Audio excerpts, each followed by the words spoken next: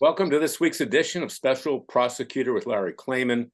Joining me is my co-host, Judah Friedman, the producer and host of The World According to Ben Stein, and my also very good friend, Cliff Kincaid of America's Survival, a brilliant analyst of international events and dynamics. I'm having them both with me, but I'm going to do this monologue first. Of course, it's a lot different than what Sean Hannity does because I don't repeat the same one every time. But today, I want to explain why I'm wearing this Trump hat. I'm wearing it in my personal capacity.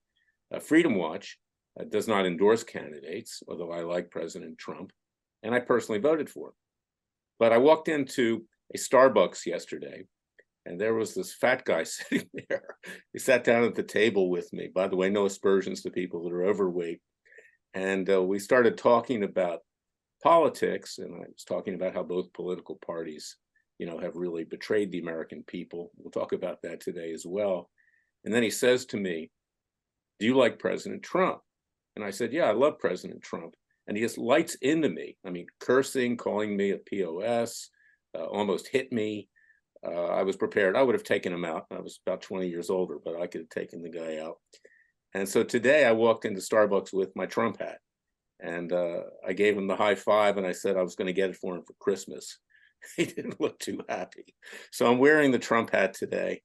Of course, Judah's wearing the Truth Social hat, and you can see this show on Truth Social as well. And President Trump is about ready to testify again, as kids did this week, in this phony trial with Judge Aragon, whatever his name is. He's a despicable human being, this judge. Maybe I'll be lucky enough to be put under the gag order too by the time I'm done. But I want to move on here because with President Trump, I honestly believe we would not have the difficulties we have today. And difficulties are an understatement internationally. It's my view and the view of others, and I know that Cliff agrees, and I'm sure that Judah agrees too, is that we are in World War III right now. Make no mistake about it. We've got a Middle East that's about ready to expand into more than a regional conflict. And frankly, I hope that Iran provokes us. I hope that we're forced to react. I hope that we're forced to finally take out the Iranian supreme leader and the Iranian Revolutionary Guard and to remove the nuclear facilities there. Finally, we could use tactical nuclear weapons that don't even give off radiation. I mean, what do we have them for if we're not going to use them under these circumstances? Because this is basically the eye of the hurricane over there in Tehran. It's the head of the snake. It needs to be removed. Because if you let them go on, in my opinion, they will acquire nuclear weapons if they don't already have them. If they do have one, maybe they have one or two that they bought on the black market. But now's the time to get rid of them. And our allies, Israel and Saudi Arabia, would perhaps join in that effort. But of course, we're faced with a President Biden who not only is brain dead, not only is a criminal, not only is now playing both sides of the street because he wants the Muslim vote in 2024. Well, I've got news for him. As I said this week in various podcasts, he's not going to make it to 2024. He'll probably die of natural causes, or the Democrats will give him something and he never wakes up. And Gavin Newsom will be inserted, or somebody like that. And then, of course, you have Kamala Harris. That's her nickname, Kamala, who now is concerned about Islamophobia and barely mentions anti-Semitism, which is running rampant on Ivy League campuses and everywhere else. And this is an absolute disgrace. The Democrats will get rid of both of them because it's a losing venture. But in any event, Israel is being sold out as we speak. We also have news that Russia has withdrawn from the Nuclear Non-Proliferation Treaty, that it is providing nuclear technology in exchange for drones to use in Ukraine to the Iranians. This is very dangerous, and so too is North Korea. You have China, which is poised to invade Taiwan, probably, in my view. We'll talk to Cliff and Judah, get their views as well. That'll happen probably within 6 months or even sooner. I mean, if you're got any sense of strategic understanding and cunning, and you're the Chinese and you're unscrupulous, you would do it now. Now's the time to do it. So all of these things are out there. And then couple that with the fact that we have the Secretary of State by the name of Anthony Blinken. Okay, and You know, I am a Messianic Jew. I'm a Jewish Christian. I'm very proud of my Jewish background. But this guy is a member of the Marxian Jewish left, as are nearly everyone in and around Joe Biden, and most of them went to Yale or Harvard, these Ivy League schools. Blinken majored in philosophy. Yeah, that prepares you to be Secretary of State and in national security, obviously not. And this guy looks like he's about ready to faint anytime he's with a world leader. I mean, he projects complete weakness. And now he's talking out of both sides of his mouth in Jerusalem today with Netanyahu, telling them that there should be a pause, that President Biden wants a pause. Well, President Biden has many pauses in the course of a day. So let's get rid of that concept. In fact, they couldn't get him up for 5 hours when on October 7th, I guess it was the 7th, Israel was attacked and 1,200 people killed, babies' heads beheaded, you name it. We know the story. But yeah, a pause. Now, thus far, Netanyahu was held strong, said, no, that's not going to happen because we're not going to give them a chance to regroup. But Netanyahu, many times in the past, during the Obama administration, sold out his country, in my opinion, and stopped what should have been finished at that time with 2 wars with Hamas. I was actually in Israel during both wars. And so consequently, God knows what's going to happen in that regard. You've got Hezbollah threatening to create a front. You've got Syria, and you've got, of course, Yemen, which is the Houthis there shooting off missiles towards Israel. And this is an interesting twist. I've been in Saudi Arabia recently with regard to a client that I have, a golf client, and the Saudi Arabians were very friendly, but they actually shot down a long-range missile that the Houthis had launched from Yemen to Israel. The Saudis, although they can't be that outward about it, are actually supporting Israel. And in theory, the United States, because we're not even supporting Israel ourselves in many ways. But this may be our only real ally in the region right now. Bahrain is pulled out of the Abraham Accords. The other countries have denounced any peace with Israel. And now's the time for Israel, the United States, and its allies. This is the bottom line, to finish off Iran once and for all. Get rid of them. Earlier in the week, I sent out an email that said, kill the supreme leader, kill the Iranian Revolutionary Guard, kill the military. Our emails were pulled off of some kind of internet service. That'll be restored. I'll sue them, as I usually have to in these situations, but there are others as well. But you can't really tell the truth anymore. Quit beating around the bush. And I want to get Judah and Cliff's opinions on this. I think now would be good opportunity to take out Iran. Now, talk about collateral damage. Talk about what's happening to civilians. Yes, nobody wants to see women and children hurt. They were given adequate warning to leave. They, unfortunately, the people of Gaza voted 80% for Hamas.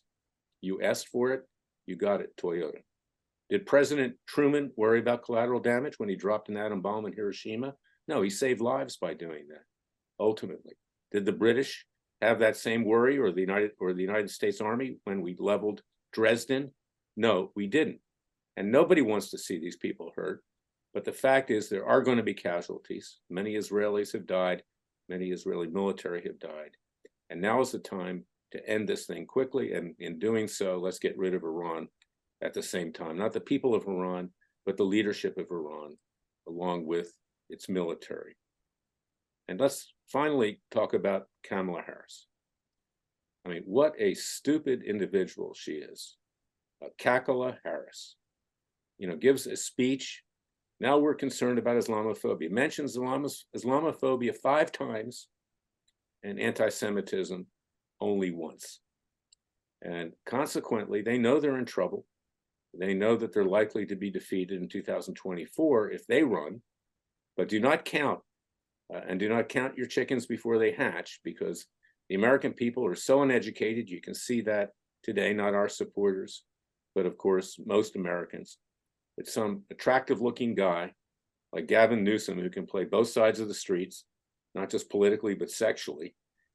He could potentially well be the next president of the United States. And they will get rid of Kamala Harris. They'll give her something to do. They can, put her on some game show or something, and she can laugh, to her heart's content. But this is the sad state of affairs. We are in World War III, make no mistake about it.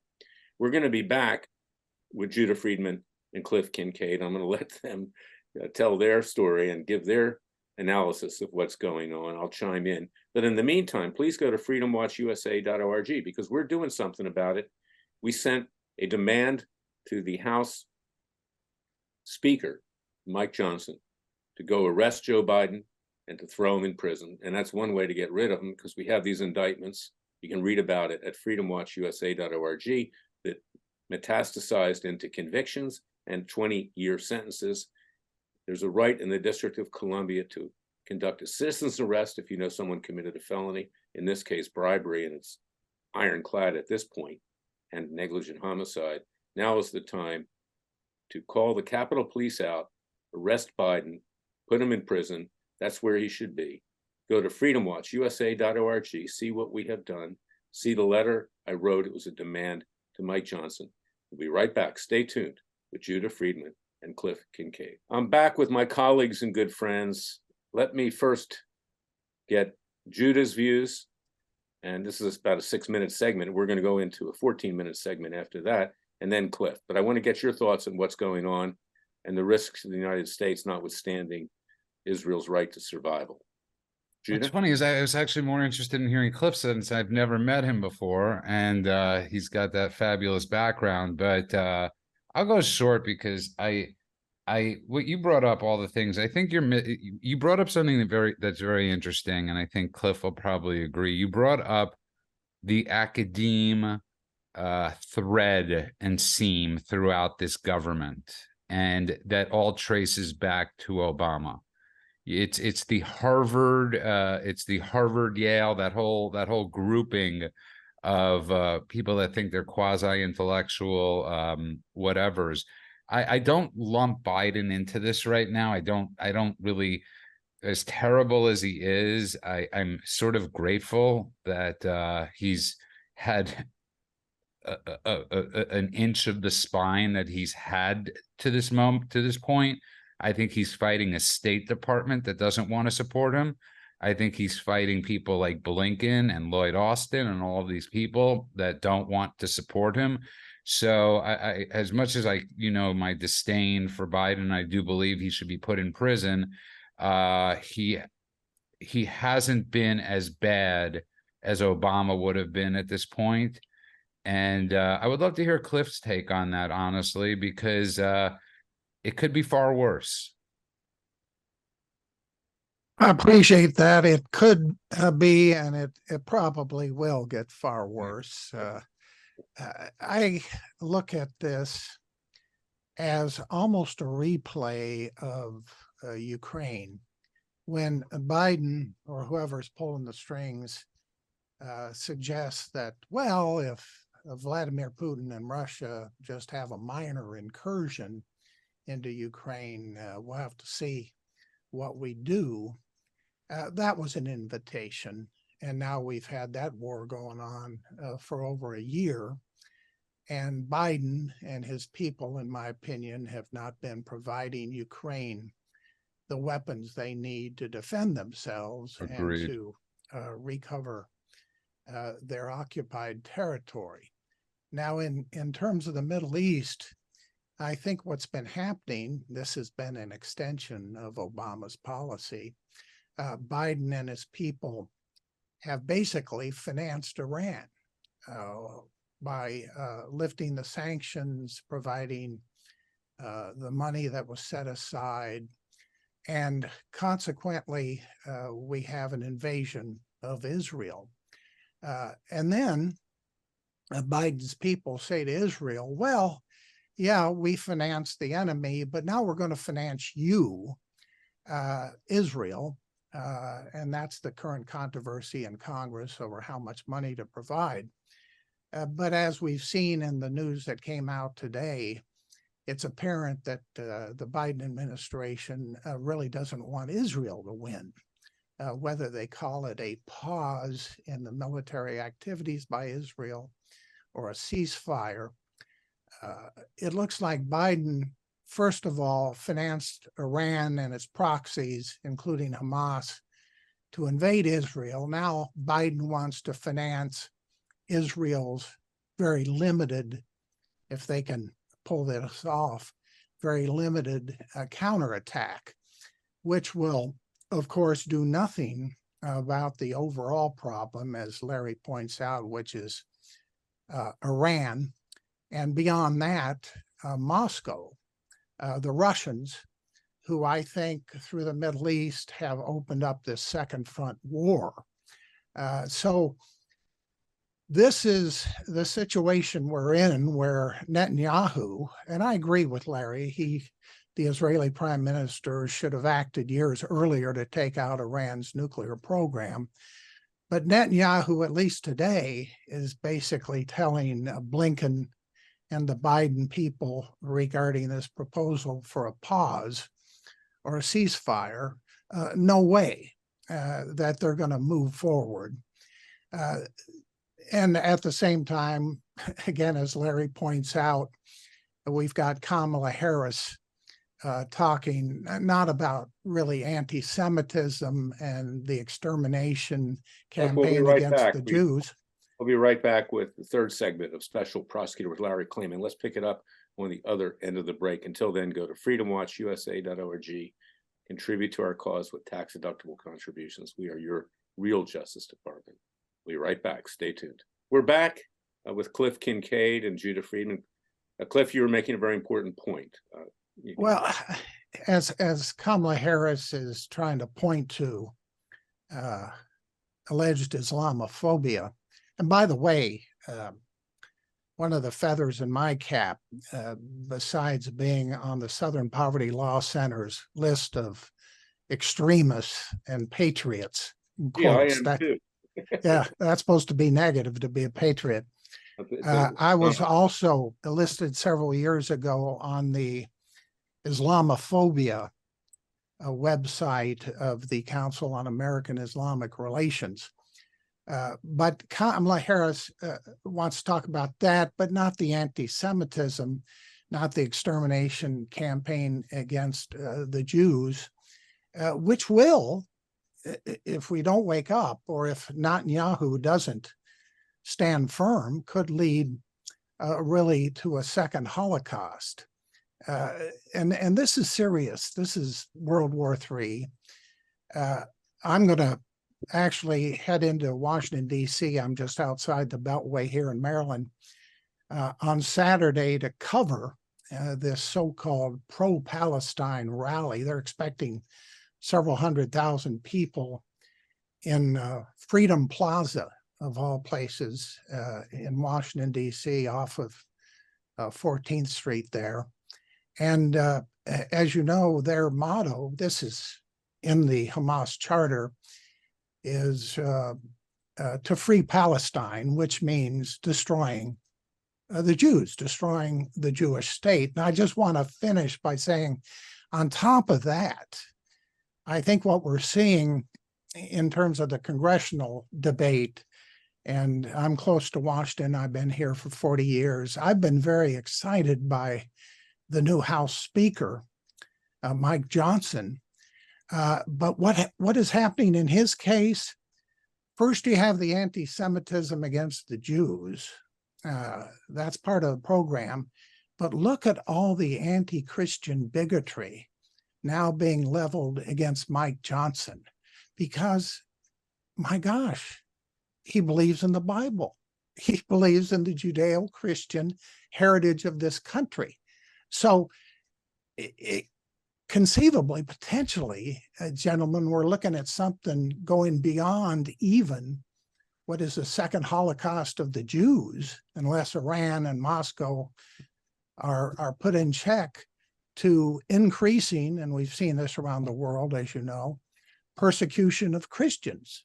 As you know, the FBI has been ignoring all these communists and PLO-type Palestinian groups on the college campuses, instead focusing on the dangers of traditional Catholics and pro-lifers who pray outside abortion clinics. I predict we're going to see more of that as the Christians increasingly come into the focus and become the target.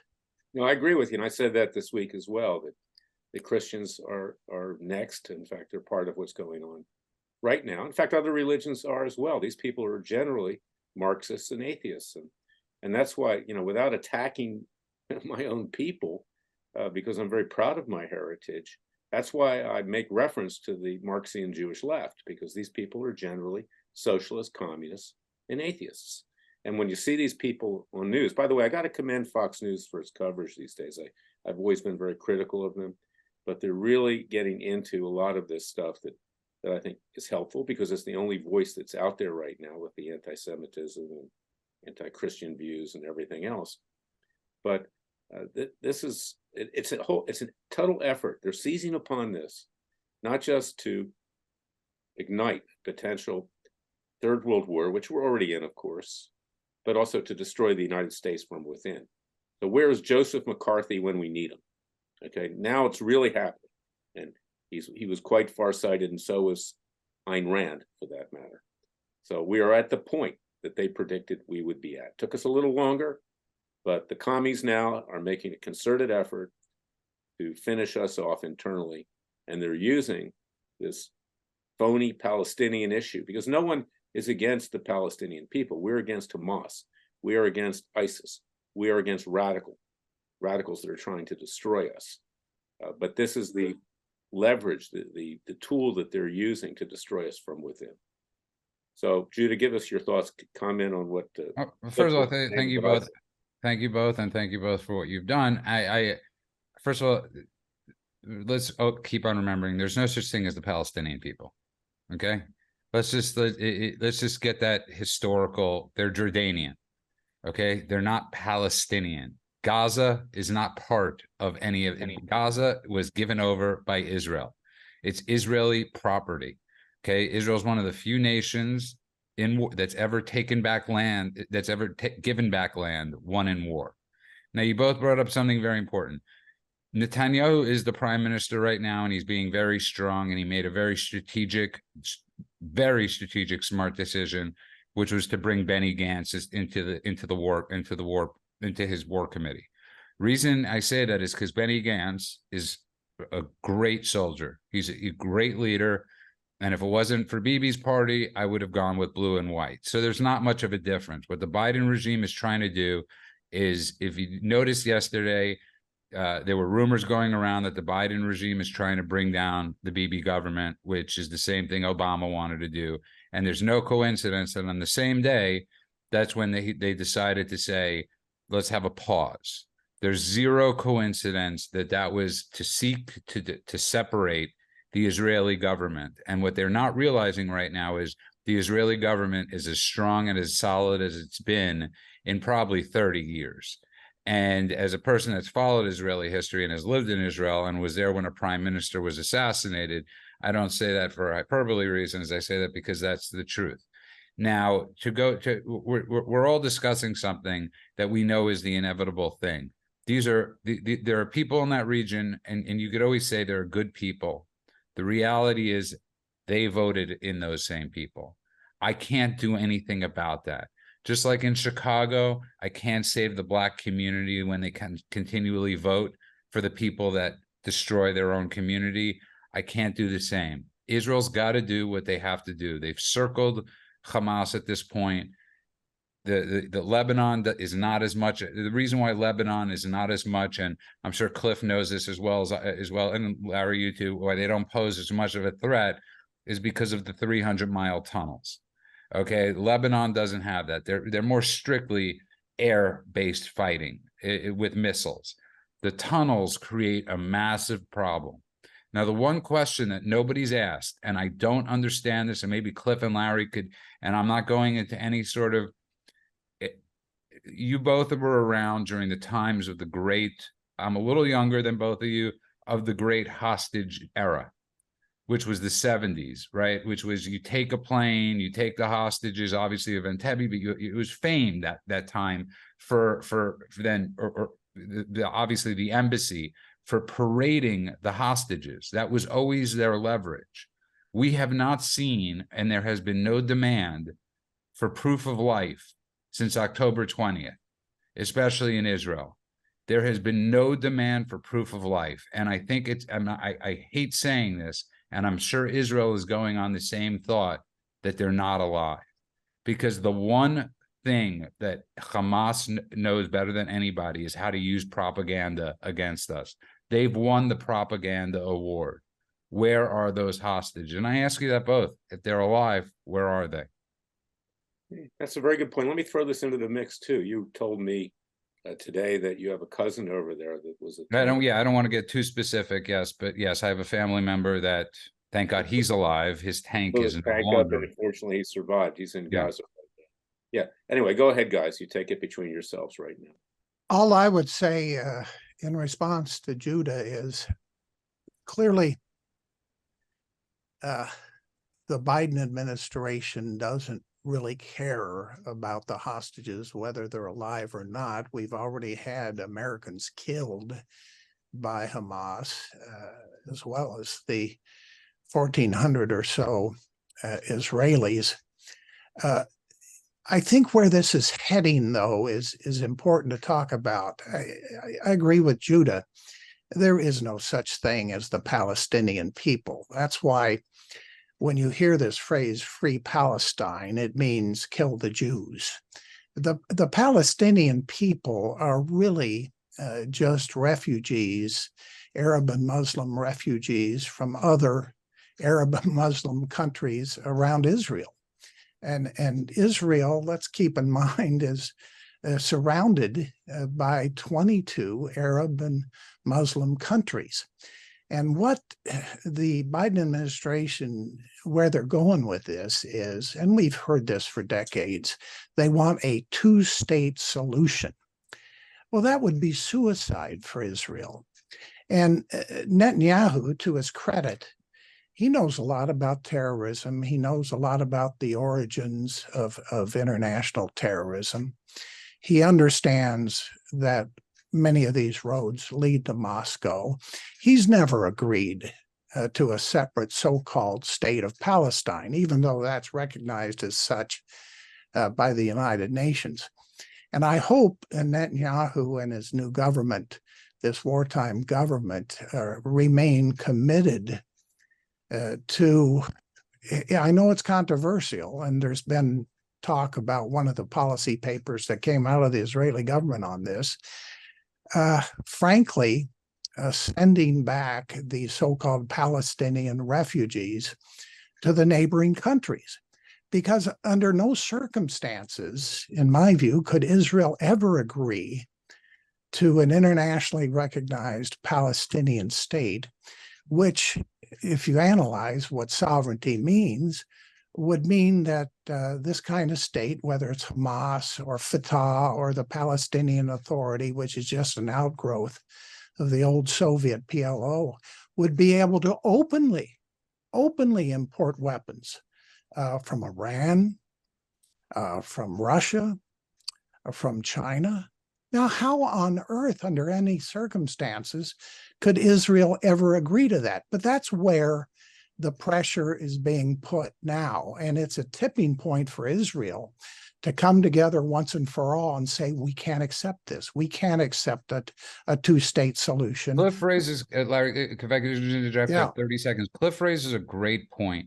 And the point that he's really bringing up, to take it a step deeper, is the reason why they weren't able to do the Clinton when Rabin looked like he was going to throw up, having to shake Arafat's hand, was because the one thing Israel is never willing to give up is the right of return. Now, what people, for people that don't understand that is that would mean if Israel would accept the right of return, that you would have half the country being non-Jewish. And when you look around the world right now, what plagues so many countries was the global entry of Muslims across the world. So when you look at France, when you look at Sweden, when you look at the UK, the biggest uphill battle they're all facing is their Muslim population. And that is, so as long as Israel is never willing to, and they never will give up the right of return, we're talking, this is the most circular argument or topic that will ever exist, because Israel will never give up the right of return. Israel will cease to Make a quick exist. point. We've got about a minute left in this segment, then we've got the verdict. But Palestine, Jews and Arabs that live there, or lived there rather, and still do, are Palestinians. There is no distinction, okay, in that regard. And of course, the litmus test here is that Gaza was in effect created to be, even though it was still under technically Israeli control and monitoring, it was like a test Palestinian state. So we see what happened there, right? And that makes Cliff's point. You can't give them autonomy within the state of Israel. 80%, about 80% of Jordan are so-called Palestinians, these refugees. The Bedouins, the king, this is why he's become belligerent. You know, frankly, they should get rid of him. That should be their Palestinian state. Go to Jordan. And that's what Ariel Sharon tried to do. He tried to drive them into Jordan, but then he did the stupid thing and also gave them Gaza, at least to occupy. But anyway, that's that. We're going to be right back with the verdict section of Special Prosecutor Larry Klayman. Stay tuned. And now the verdict. Fellow patriots, people of faith, those who believe in the vision and creation of our founding fathers, you can see I'm wearing, in my personal capacity, because Freedom Watch doesn't endorse political candidates, my Trump hat. I like Trump. I've tried to help him for 4 years. I've not been able to get through. But the fact is that if he had been president, we wouldn't have these problems now. And he's not just boasting. Sometimes he boasts a little too much, but he's absolutely right. We wouldn't have this. And consequently, the reason we do have it is because we have a brain dead criminal who is compromised. And you can bet that if Iran hasn't bribed him, and I believe it may have tried to or did, it certainly has a big dossier on him and his family and is blackmailing him at this point to back off with regard to them. We've been attacked over 27 times, our troops, in the last 2 weeks, some with brain injuries. His answer was to bomb what is in effect like a garbage dump, okay, an ammunition dump. That's about it. This is treasonous, and that's why he must be removed. And that's why I sent a demand to the Speaker of the House, Mike Johnson, and I hope he's for real, because I've been impressed with him so far too, I'll be honest. But he's got to have the cojones, he's got to have the balls to do what needs to be done. He can control the Capitol Police. We have a conviction, we have a sentence. Send him over there, arrest him, and throw him in jail. That's where he should be. In District of Columbia, there's a law, like there is in 47 other states, that if you know if someone committed a felony, even a citizen can make an arrest. Now we have a conviction to give Mike Johnson cover. Forget about impeachment. He's not going to be impeached. They wouldn't get that far with the rhinos up there at Capitol Hill. Simply arrest the guy. We need to get him out of there, because if you leave him in there, we could very easily have a nuclear holocaust in short order. Anyway, I'll let you guys finish it out. Go to freedomwatchusa.org, contribute to our cause, sign up for our Justice League, get my book, It Takes a Counter-Revolution. And Cliff and Judah, tell people where people can get a hold of you too. But go ahead. I'll go first because I want to be short, because I really like Cliff. And I just want to sum up something. You can find me on Truth Social, but you can find The World According to Ben Stein everywhere. And he's got a great new book out called The Peacemaker. It's about Richard Nixon. I think it's very important that your listeners understand something. And there's a lot of dangers in the Republican Party too. And Cliff knows this. And Larry, I'm sure you know this well. There's a certain wing of our party that believes in really strict isolationism. And they are a detriment and a danger to the party. I am so glad all three of you are pro getting Russia out of Russia, and what we should have done immediately was done as much as we could to help Ukraine out, because we're paying for those consequences right now. And the way we fought that is a monumental disaster. And I'm very happy that three of us are here that all think outside the box in many ways, but at the same time believe that Ukraine deserves their freedom. So, well, we better worry about China too. Cliff, you finish it out. We've got about a minute and a half. I agree with that. We've been big supporters of more aid, more and better weapons to Ukraine, not the Biden no-win policy there. And I'm afraid Biden has this no-win policy for Israel in the Middle East, and that's what really worries me now. I have no faith in this government, but I do have faith in Netanyahu. He's made some mistakes, but he's a very knowledgeable person. He understands his enemies. And now with this rejection of the proposed pause or ceasefire, I hope he remains determined, because even more pressure is going to be brought on Israel. The ultimate target, I see this, I've written about this, they're going to propose an international peace deal between Israel and Iran for nuclear disarmament. Their real target is they want to eliminate Israel's nuclear deterrent. That's the only thing that has enabled Israel to survive up to this point. Yeah, and don't be surprised if Israel is not forced in the end to use them. I believe they probably have neutron bombs like we do that don't give off radiation. And frankly, I hope they use them, I'll tell you that. But don't also be surprised if Saudi Arabia comes in along with Israel in the end. But anyway, I want to thank you both. Please contact Cliff at American Survival. What's your website? It's usasurvival.org. And where can they reach you, Judah? World According to Ben Stein on True Social at Judah Friedman. Thank you, Soul Brothers. I appreciate it. We'll be back next week with another edition of Special Prosecutor with Larry Klayman. Until then, stay safe. And remember, the Father and Son will only help us if we help ourselves. Thank you for listening to us.